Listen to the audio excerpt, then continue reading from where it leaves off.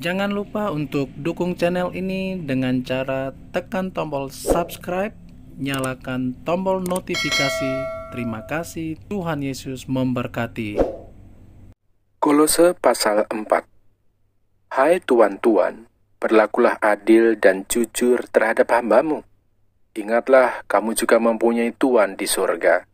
Bertekunlah dalam doa dan dalam pada itu berjaga-jagalah sambil mengucap syukur. Berdoa jugalah untuk kami, supaya Allah membuka pintu untuk pemberitaan kami, sehingga kami dapat berbicara tentang rahasia Kristus, yang karenanya aku dipenjarakan. Dengan demikian aku dapat menyatakannya sebagaimana seharusnya. Hiduplah dengan penuh hikmat terhadap orang-orang luar, pergunakanlah waktu yang ada.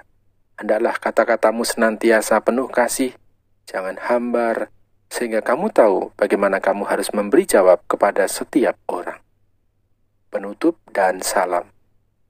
Semua hal ihwalku akan diberitahukan kepada kamu oleh Tikhikus, saudara kita yang kekasih, hamba yang setia dan kawan pelayan dalam Tuhan.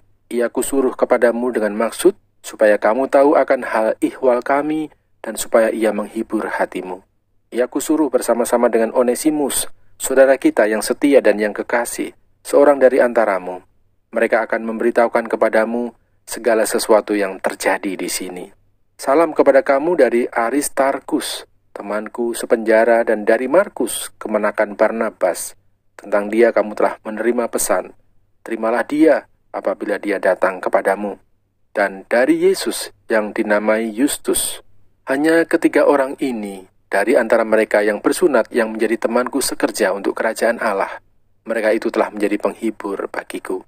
Salam dari Epafras kepada kamu, ia seorang dari antaramu, hamba Kristus Yesus, yang selalu bergumul dalam doanya untuk kamu, supaya kamu berdiri teguh sebagai orang-orang yang dewasa dan yang berkeyakinan penuh dengan segala hal yang dikehendaki Allah. Sebab aku dapat memberi kesaksian tentang dia, bahwa ia sangat bersusah payah untuk kamu, dan untuk mereka yang di Laodikia dan Hierapolis. Salam kepadamu dari tabib Lukas yang kekasih, dan dari Demas. Sampaikan salam kami kepada saudara-saudara di Laodikia, juga kepada Nimfa dan jemaat yang ada di rumahnya. Dan bila mana surat ini telah dibacakan di antara kamu, usahakanlah supaya dibacakan juga di jemaat Laodikia, dan supaya surat yang untuk Laodikia dibacakan juga kepadamu. Dan sampaikanlah kepada Arkipus, perhatikanlah, supaya pelayanan yang kau terima dalam Tuhan, kau jalankan sepenuhnya. Salam daripadaku, Paulus. Salam ini kutulis dengan tanganku sendiri. Ingatlah akan belengguku. Kasih karunia menyertai kamu.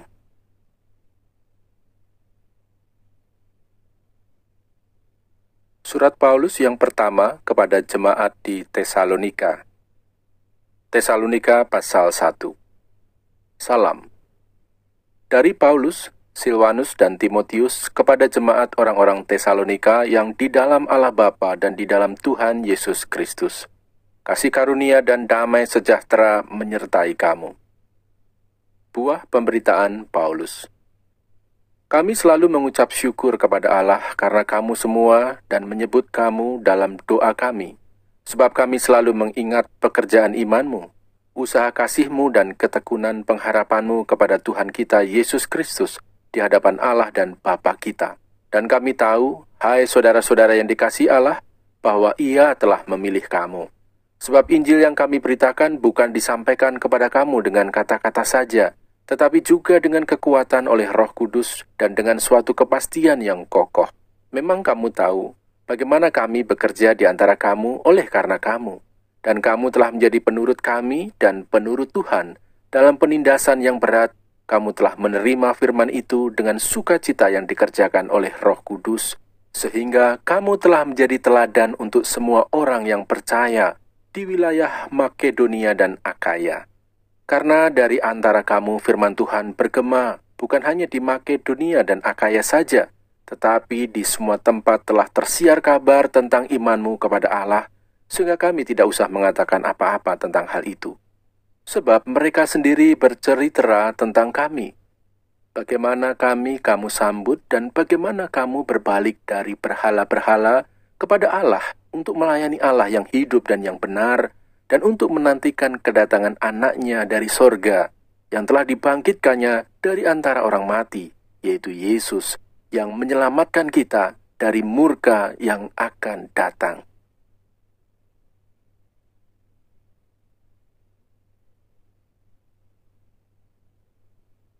Satu Tesalonika pasal 2. Pelayanan Paulus di Tesalonika.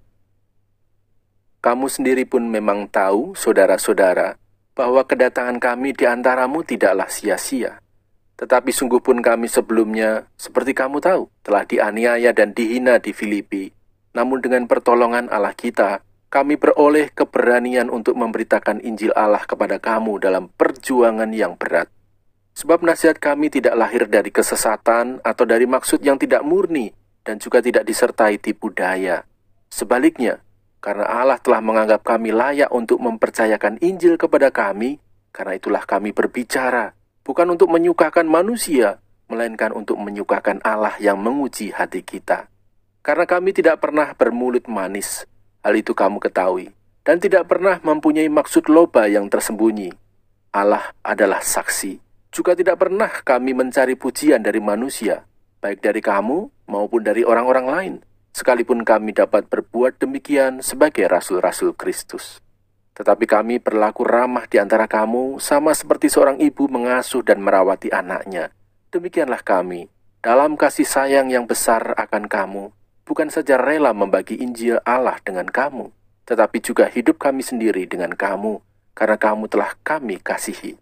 Sebab kamu masih ingat, saudara-saudara, akan usaha dan jerih lelah kami, sementara kami bekerja siang malam, supaya jangan menjadi beban bagi siapapun juga di antara kamu, kami memberitakan Injil Allah kepada kamu.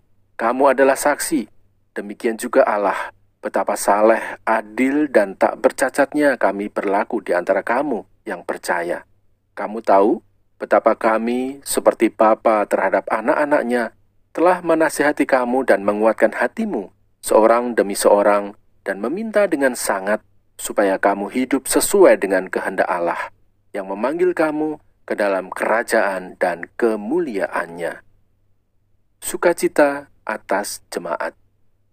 Dan karena itulah kami tidak putus-putusnya mengucap syukur juga kepada Allah, sebab kamu telah menerima firman Allah yang kami beritakan itu, bukan sebagai perkataan manusia, tetapi, dan memang sungguh-sungguh demikian, sebagai firman Allah yang bekerja juga di dalam kamu yang percaya.